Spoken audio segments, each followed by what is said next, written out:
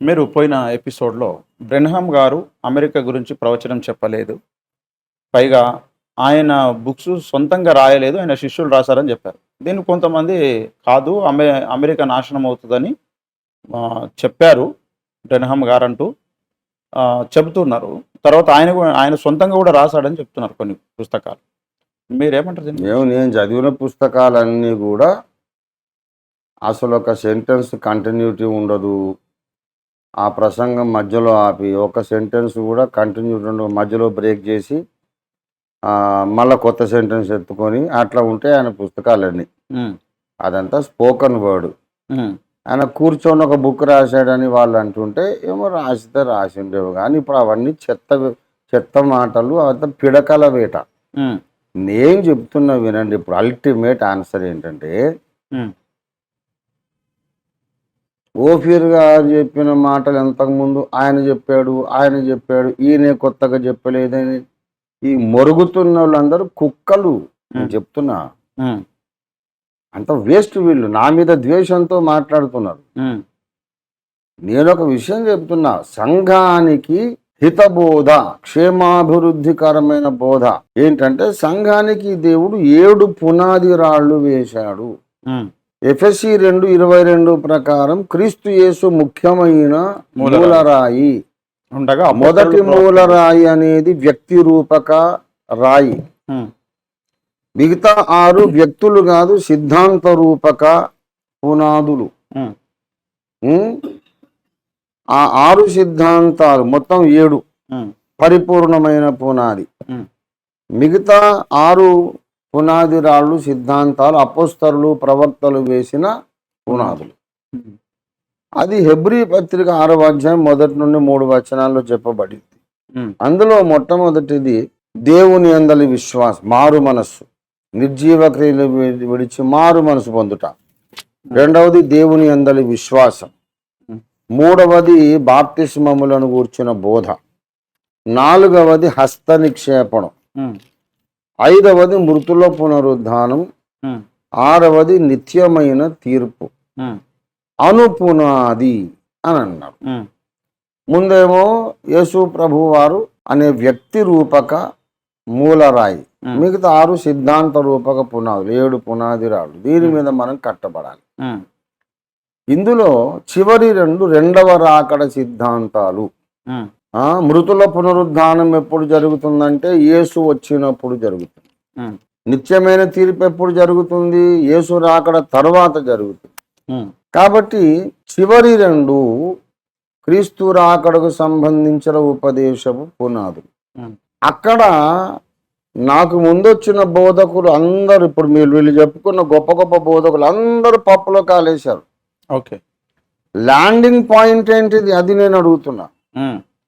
Staunton గారు రాశారు, Branham గారు రాశారు, అపోజిల్ పిఎం సమేల్ గారు రాశారు, భగత్ సింగ్ గారు రాశారు, గుంటూరు రాజారావు గారు రాశారు, ఆర్ఆర్కే మూర్తి గారు రాశారు, రెవరెండ్ కే ఇజ్రాయెల్ గారు రాశారు, ఫాదర్ ముంగమూరి దేవదాసయ్య గారు రాశారు, ఇంకా రాబర్ట్ కురో గారు రాశారు. ఆ తర్వాత ఆయన క్లారెన్స్ లర్కిన్స్ గారు రాశారు.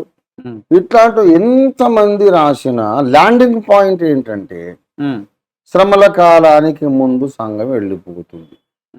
నువ్వు ఎన్ని గొప్ప సంగతులు చెప్పి చివరి పునాది రాళ్ళ విషయంలో రాంగ్ ల్యాండింగ్ చేస్తే లాభమే ఉన్నది?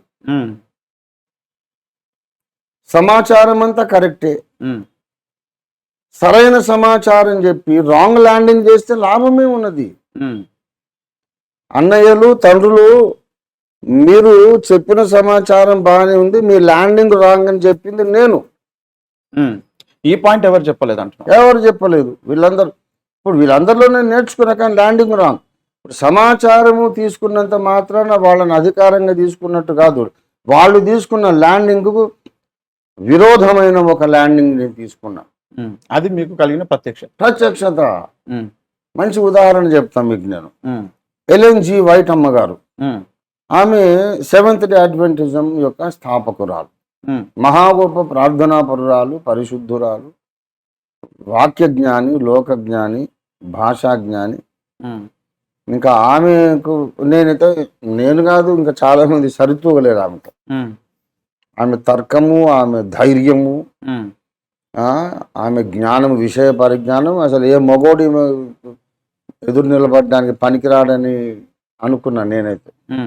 అంతలా ఒక గ్రంథం ద గ్రేట్ కాంట్రవర్సీ అనే బుక్ ఆమె రాసింది. నేను దాన్ని సెవరల్ టైమ్స్ చదివాను.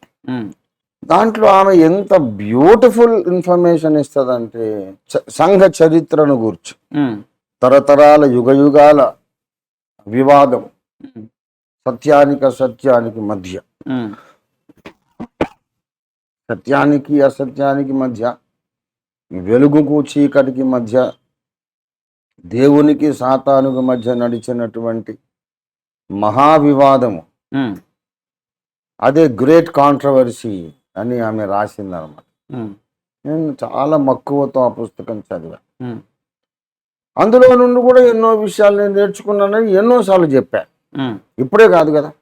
కానీ అవన్నీ చెప్పి ఆమె ల్యాండింగ్ పాయింట్ ఏంటిదంటే, ఇవన్నీ ఇట్లా ఉన్నాయి కనుక మనము శనివారము విశ్రాంతి దినం పాటించాలి, లేకపోతే మనం పరలోక రాజ్యం చేరు అనేది ఆమె ల్యాండింగ్ పాయింట్.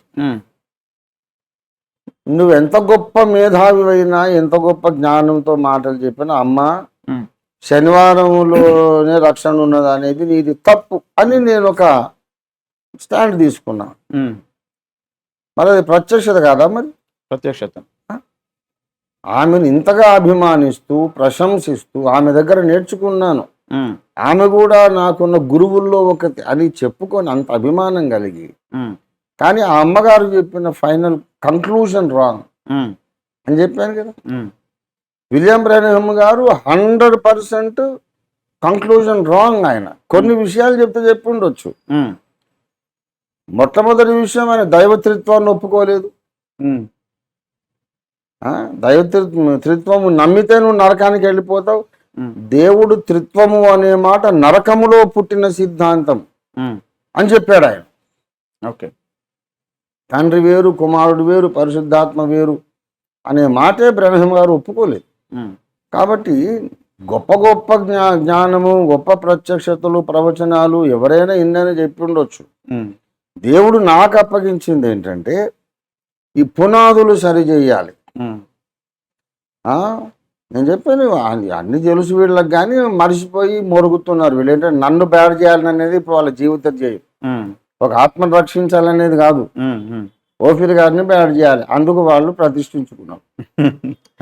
ఓకే, ఎన్నోసార్లు నేను చెప్పాను సంఘమును కుదురుబాటు చేయాలి, అన్నిటికీ కుదురుబాటు కాలాలు వచ్చునని ఆది నుండి దేవుడు తన పరిశుద్ధ ప్రవక్తల నోట పలికించాడు. అప్పటిదాకా యేసు భూమి మీదకి రాడు, పరలోక నివాసి అయి ఉంటాడు.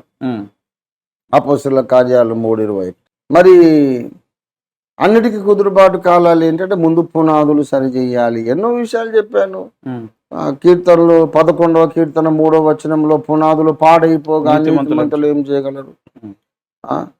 ఎజ్రా 4:12లో పునాదులు మరమ్మతు చేయుట కనబడుతుంది. కనుక కొత్త నిబంధన సంఘ పునాదులు కూడా మరమ్మతు చేయాలి. బాప్తిస్మముల గురించిన బోధ మరమ్మతు చేయాలి. మారు మనసు అంటే ఏంటి, విశ్వాసం అంటే ఏంటి, మరమ్మతు చేయాలి.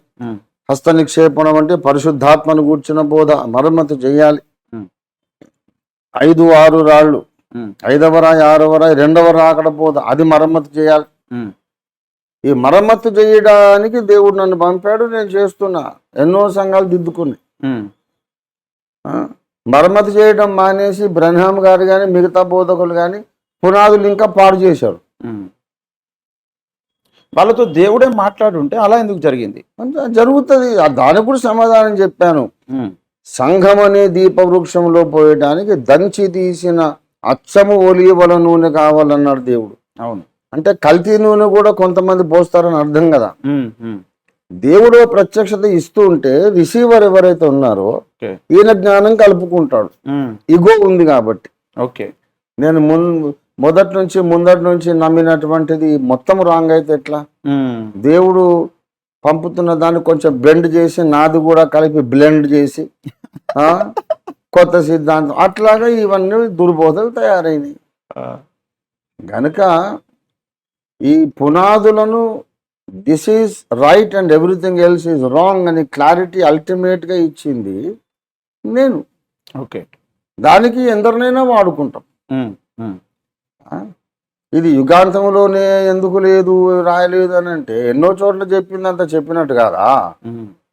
ఎట్లా ఉందంటే వీళ్ళు చెప్పేది యేసు ప్రభువు యొక్క జన్మము కన్య గర్భాన జరుగుతుంది, బెత్లెహేములో జరుగుతుంది అని బైబిల్లో ప్రవక్తలు చెప్పారు. తర్వాత నెరవేరిందంటే మరి కన్యకు పుడతాడని యోనా ప్రవక్త చెప్పలేదు కదా. బెత్లెహేములో జరుగుతుందని జకర్యా చెప్పలేదు కదా, యెషయా చెప్పలేదు అన్నట్టు.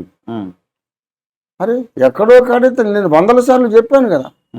వీళ్ళెవరు అల్టిమేట్ కాదు, వాళ్ళకు కొంతవరకు సత్యం తెలిసింది, కానీ దుష్టుడు వాళ్ళను మిస్లీడ్ చేసి రాంగ్ పాయింట్లో ల్యాండింగ్ చేయించాడు.